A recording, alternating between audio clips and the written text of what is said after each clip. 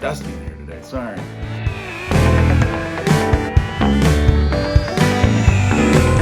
Okay, let's get into it. We are talking about how favoritism is a killer of heavenly parenting and biblical parenting.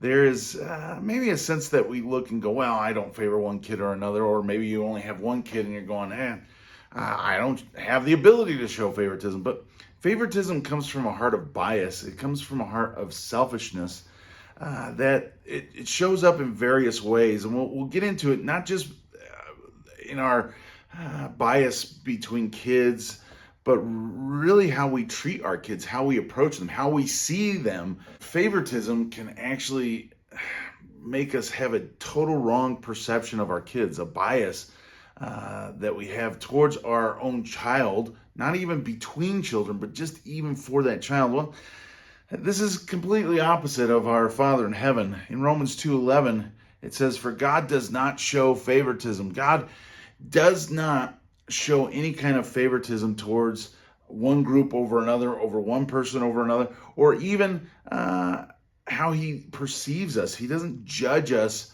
by non-truth. He talks about it in Romans 2, that he judges by the truth. But we tend to have bias within ourselves because we get what we want out of a kid. We are looking for what we want, and when we get what we want, we like that kid. And when we don't get what we want, we don't like that kid. This is what you find when there is a rivalry between two kids, or at least favoritism among the parents. See that bias within parents in Genesis 25, where Isaac really has a favoritism for Esau, because Esau brings in wild game and he had a taste for wild game, so he loved Esau, whereas Jacob was a man of quietness and peace. In one sense, he stuck around the tent, so he was maybe a mama's boy, and Rebecca loved Jacob. They both had their favorites, and you see this play out with the ugliness that develops in that family, the rivalry between Jacob and Esau, the deception, the breaking of that family. All those things come about from that favoritism that's going on. Well, you look at Isaac and Rebecca and recognize that they loved their kids mainly because those kids were what they wanted, how they wanted. They got what they wanted from them. And so you show that favoritism between kids, or even just towards your one child, that you show them love, you show them favor only when they do what you like. Well, you're teaching your kid a lesson that they will only receive positive attention from you when they do just as you want. And we're not even talking about right and wrong. We're not talking about biblical heart and mindset. We're talking about they figure out you don't like them making loud jokes, or you don't like them laughing at certain things or doing certain things. You don't like them doing this or that, but you do like when they are cooperative and they are quiet, or when they talk to you about your hobbies, when they pay attention to your things in your life. Kids will learn that pretty soon, and some will totally go with it and become, as the word is, compliant. They bend to your will, bend to your preferences, bend to your desires, but only in the sense that they are getting what they want out of you. You've taught them that this is how relationships go. You relate to each other only through what you want, what you desire, and you actually are teaching your kids a form of manipulation at that point.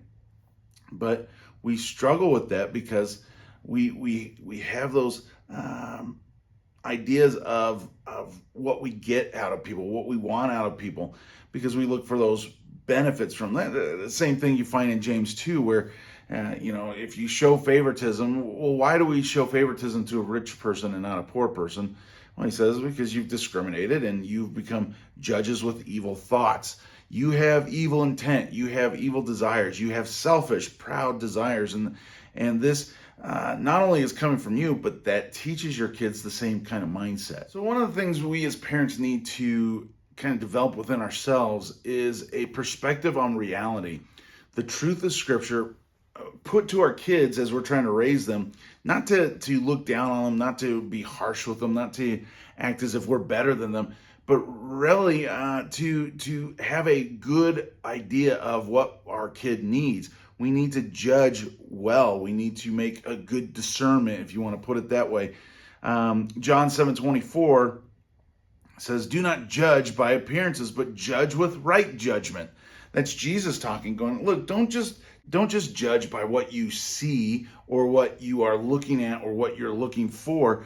You have to kind of think through things and watch and sometimes kind of connect the dots of, well, they're doing this, but they also say this, and then they have an attitude about this, but then they come around and do, and you want to connect dots, not to be suspicious and ugly, but rather to know your kid for who they really are, not just how they present themselves to you. Now, that is an impossible task in the sense that you can read the heart. Nobody knows the heart.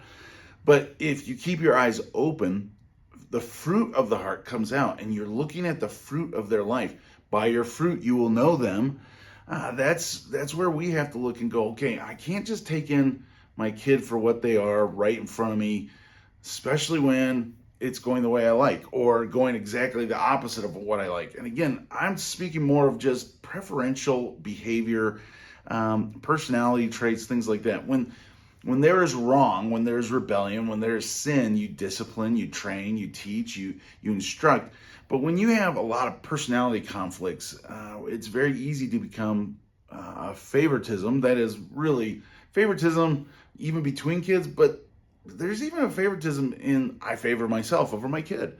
We're not talking right or wrong in that favoritism. We're talking your preferences and their preferences, your personality versus their personality.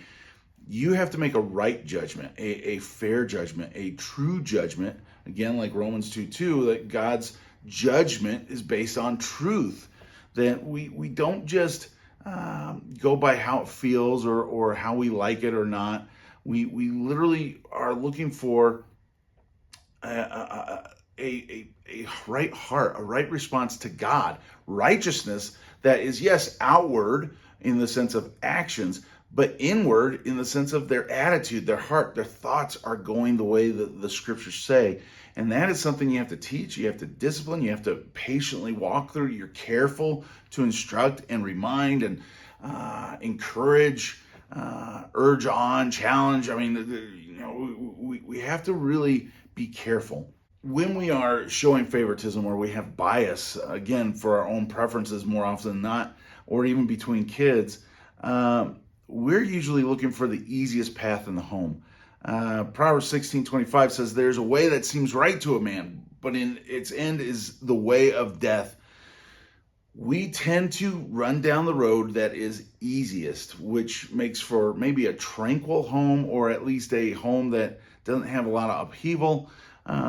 We're looking for things to go easy. And as parents, that's very tempting because parenting is exhausting. There's so much that's required to love another person, but especially an immature person, that we look for what makes things easy. You know, your kids are playing loud. What do we tend to say at that moment? We don't look for their heart. We don't even discuss consideration. We just say, be quiet.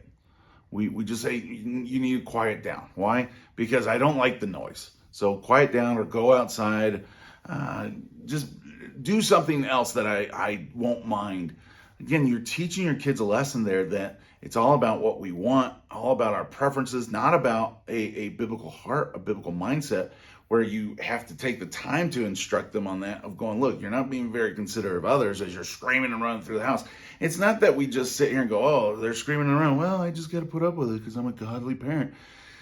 There are times you need to be patient. There are times you put up with those things. You put up with the weaknesses of those who are weaker. But you also instruct, you also inform, you also point out that there is a need for their consideration for others, and you bring them along gently. You don't demand it, and you don't get upset like, hey, come on, I told you to be quiet. You walk them through those things at the given opportunities, not every single time, not every single moment, but in those moments of opportunity when it gets truly obnoxious. You got to guard your own heart, because sometimes kids are just kids, and we're going, oh, And then we want to correct them in the Lord when really we just want them to be quiet, but we even guise that over our hearts going, well, I want it this way, but I'll make it sound spiritual to my kids.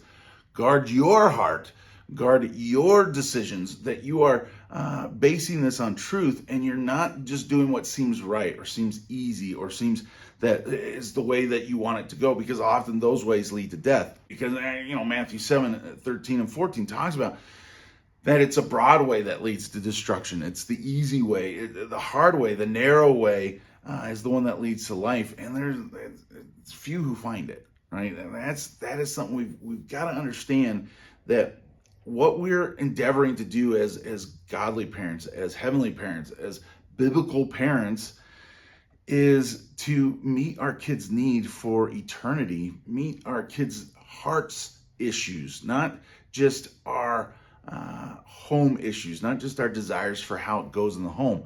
1 Kings 8:37-40 talks about this idea of when we're set with afflictions and things aren't going our way, we know the afflictions of our own hearts, we pray to the Lord, but he deals with us according to what we do, because what we do is coming from our hearts. He is judging by truth. He's judging by the reality of who we are. He's not judging by mere appearance. He is literally looking beyond just the appearance of things. In terms of appearance, you can have a kid who cries at a drop of a hat. You can get used to that, to the place where anytime they cry, you just go, oh, geez, here they are being dramatic again. Where if you take the time to actually investigate and learn why are they crying, you might find out they actually are hurt. There's a real issue going on, and this might be the moment that you can comfort them and urge them and teach them. And other times, you investigate and you find out they're just being dramatic again, and that's a time that, again, you instruct them. You don't comfort them necessarily. Maybe urge them, exhort them, to where you're helping them to become resilient and persevere and stronger in their mindset, because you give them a different perspective. But all this is done in patience, all this done in love for them, that you address the heart, not just the mere appearance. So don't get caught up in the trends of your kids. Be aware of the trends, but don't act on trends like, oh, I know this is it. Act on truth. If the trend is the truth at the moment, like they really are just doing what the pattern has been, address the pattern. But make sure it's the pattern and not just similar to it, that you're not biased. You're not just thinking, well, I'm always right. I always see everything perfectly. I know what's going on. It's so easy as a parent to think that you're just making right judgments all the time. You got to listen to your kids. You got to think through what they're saying and what they're feeling and how their perspective is, what's going on at school, what's going on with their siblings, what's going on with you. You want information, and you act from knowledge, not act in haste. So, this is where the Lord's point is, that he wants to turn our hearts to him, as he talks about in 1 Kings down in verse 58. He says, may he turn our hearts to him, to walk in obedience to him, to keep the commands, decrees, and laws. In other words, he wants our hearts. He wants us to be drawn to him. Ezekiel 14, he talks about that he disciplines and he responds according to our heart's needs to win our hearts, to actually win our hearts back to him. He's more concerned about where our heart is than just the outward preferential or even outward evil actions. He's concerned about the heart at that point, not just necessarily, oh, well, you're not doing everything perfectly. He does this, as it says, according to each day's needs. He knows what we need in our heart every single day. And that's where we have to mimic him. We have to imitate the Lord and follow his example, that we're trying to meet our kids' needs in their heart. That takes time, that takes observation, that takes asking questions, that takes listening, that takes patience and thoughtfulness, that you're not just reacting, you're responding. You are thinking through, you're discerning, you're being slow to anger, you're quick to listen, you're slow to speak, right? You want to take in a lot more for the sake of your kids, so that you can get to the place where what comes out of you is for their benefit. Not just anything comes out of you, but what we speak is for the benefit of the hearer, as he says in Ephesians 4:29. Now, what happens when our kids learn from us the hypocrisy, the manipulation of, if you do what I like, if you say the things my tickling ears want to hear, then you're going to get positive reactions from me. You're going to get positive attention from me. You might even get preferential treatment, favoritism. You got to be aware that we're teaching our kids by how we react and how we respond, how we go back and correct them and how we correct ourselves, how we confess and repent. We're teaching our kids through all these things. And we got to recognize kids, you can have the kind of obstinate kid, the kid who's always resisting, always the contrarian. If you say, hey, let's go over to the left, they'll go, I think the right looks better. And it's easy to get to the place with that kid just going, I'm going to fight you. I'm going to battle you. I'm just, everything they say becomes this. You got to be aware sometimes they're contrarian because you're contrarian, but also just because they have a different idea and thought doesn't mean they're necessarily at that moment trying to battle you. It could be, but you got to make a right judgment. You got to watch. You got to learn. You got to observe and ask questions like, hey, why do you always say the different thing? I mean, and if you even say always, that's an argument in there. But it's like, hey, I notice you do this often. That you're always, see, I say always and never. We all do, but you should never say never. Always avoid saying always, right? But really, we have to even go back when we tell our kids, you always, you don't always, let me back that up. You don't always, or you never. Let me back that up. Not never, but look, you do this a lot, and I'm noticing a pattern in your life. Let's talk about the pattern. I don't want to be unfair as if like right now you're doing it. I don't know if you're doing it right now, but history has shown that this is what you do. So let's talk about that. Where are you at? Where's your mindset? Am I seeing things correctly? Let your kid talk to you and let them describe what they think, and you will gain more information. You might learn that you have to watch your own attitude at that time, or you might be listening and, boy, this kid is trying to buffalo me like crazy, and you go, now I got to deal with not only communicating with them, but they're lying, and now I got to address that. Parenting can be hard, but that's why we tend to like the compliant kid and the kid who just tells us what we want to hear. You got to be very careful of that. Matthew 21, verse 28 says, but what do you think? There was a man who had 2 sons. He went to the first one and said, son, go and work today in the vineyard. I will not, he replied. The contrarian kid. But later he changed his mind and went. Look, that kid's not exactly an A winner of a kid. He's not absolutely obedient. He's not doing everything right. His attitude's not great. But oftentimes contrarians, their initial response, their nature, their habits of life is to always kind of go counter to the flow. That's not good, but often if you give them time, some of them are thinkers, and they will think and go through things to the place where they come to the right conclusion and go, okay, yeah, I should do that. Now, that doesn't mean there's not things to address and things to teach, but you don't get on them right away just because they didn't do exactly what you said and what you think, because sometimes they need that time. And again, that's not great, that's not good, but battle the right battles. Don't battle every little jot and tittle of their life. You want to deal with their heart. And if they are thinking things through and coming, you don't address the fact that they came around to obedience. You address the idea of why does it take so much for them to do that? Why are they always or often? You should probably note the times I say always in this and just take a shot of water for yourself, and boy, you might be well hydrated by the end of this video. But you look at that and go, okay, you address the heart, that they're contrarian. Whereas then he has the second son and says, the man went to his second son and told him the same thing. And that son said, I will, sir. I will. Oh, yes. But he did not go. Oftentimes, compliant kids, they'll even do what you say as far as they know they'll be inspected. They'll do what they say as far as they think they'll be caught. But in their heart, the whole way through, they're going, nope. But they know that if they are honest with you, they're going to get bad response, or they're going to get ignored, or they're going to have trouble. So they just say what you want to hear. They will tell you what you want to know. You got to be very vigilant, not to be evilly suspicious, but to watch your kid. And if you tell them to clean their room and they go, oh yeah, I'll go clean my room, and then they're up there for 30, 40 minutes, and you go up and you go, oh, you barely touched it. Oh, I was organizing, thinking things through. It's really easy to go, oh, okay, and then walk away.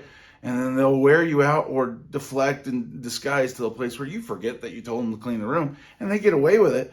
But because they were nice about it and they were sweet about it and they just made it easy for you, you can get to the place where it's like, oh, they always do what I say. And it's like, they never do what you say. And then if you have those different kids, the one who is a little contrarian, who actually does what you say, they just don't get there initially, they can become resentful and bitter because they actually go clean their room. They actually go do the dishes. They actually go do those things. But they didn't do it the way you liked and not in the best heart and not in the best mindset. But then they get dogged on, they get hit, they get confronted constantly. And then the compliant kid just kind of skates through and gets away with it. This all comes not just by rivalry of kids, but really because of our own bias. I want it easy for me. So if my kid is saying the right things, that makes it easy for me. If my kid says the wrong things, that doesn't make it easy for me. So I like the one who says the things that make it easy for me. I like the kid who seems to comply. And I don't really like the kid who takes a little more talking to, a little more convincing and dissuading from sin and persuading towards righteousness. But often that's the kid who is, if you will take the time, is more ready to follow the Lord and seek him out because they're actually wrestling with it. Whereas the kid who's just compliant often is in danger, real danger, because what does the Lord really not like? Lip service, pretense. Isaiah 29:13 says, the Lord said, these people draw near to me with their mouths and honor me with their lips, but their hearts are far from me. Their worship of me is but rules taught by men. Oof. The hypocrisy, the hiding, the lying, the deception. But we as parents are often fooled because we're getting what we want on the outset. We're getting an easy, compliant path instead of actually dealing with the heart. And again, the Lord cares about the heart, and that's why he does not like hypocrisy. He does not like deception. Even in Jeremiah 3:11, he says, faithless Israel is more righteous than unfaithful Judah. To just be cold is better than to be lukewarm. God wants us hot or cold. He really wants us hot for him. He wants us really for him, but he would rather be have an honest relationship. And with your own kids, you would want an honest relationship. Your kid doesn't like to do things. It's great to at least know it. Yeah, you still discipline. Yeah, you still train. Yeah, you still talk. Yes, you still persuade towards righteousness and dissuade towards or away from sin. But you value the reality. You value them saying, I don't want to do this and I don't like doing this. And then it's like, okay, let's talk about that. Okay, well, where is that? And you listen, you actually take in, and then you try to give pointers. You instruct, but also sometimes you kind of go, oh, you know what? I can see why that's difficult for you and the way I'm asking you to do it. And you kind of make it as easy to obey as possible in the sense of the outward action, but you make it kind of hard to obey by the heart because you want the standard high for the heart, because if the heart turns and really follows the Lord, the actions will comply, but the whole being is blessed when the heart changes. And so we don't just go, oh, well, you know, you complied, you said yes, and then you did. That's great. And it's like, but your heart's far away. It's like, why would you lie? Why would you become compliant? Or why are you resisting so hard? These are the things that you really want to get at. And that takes, again, patience, thoughtfulness, listening carefully, and then responding with a measure of wisdom, with a measure of concern, not with overreacting or over doing things, right?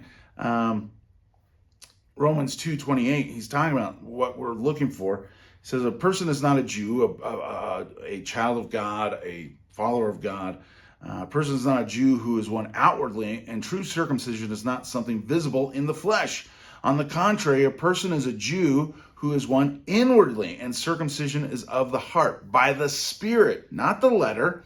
That person's praise is not from people, but from God. We want to lead our kids to have a circumcised heart, a inward response to God, an inward response of faith, of obedience, walking in truth and love from the heart.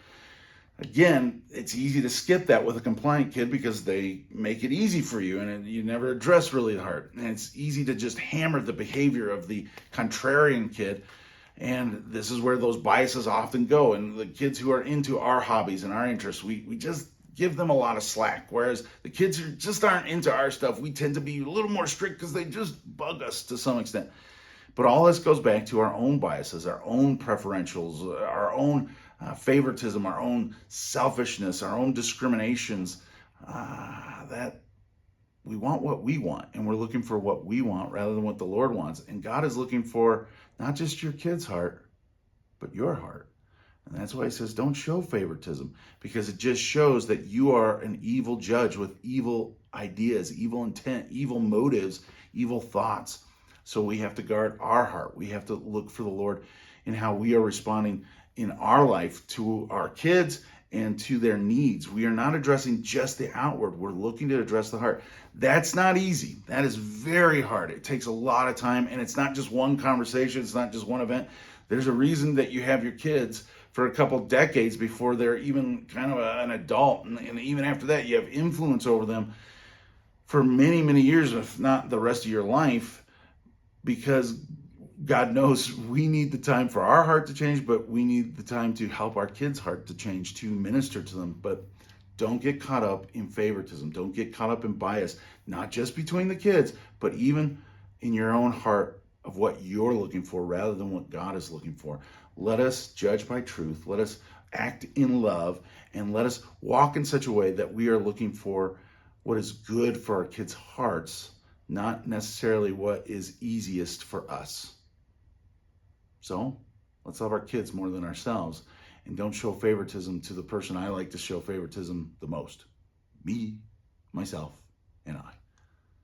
Lay your life down so that you can be a godly parent with no bias, that you are not twisted by your own lack of vision. Think through things by truth. Look for the good of your eternal good of your kid. Love them. Don't show favoritism.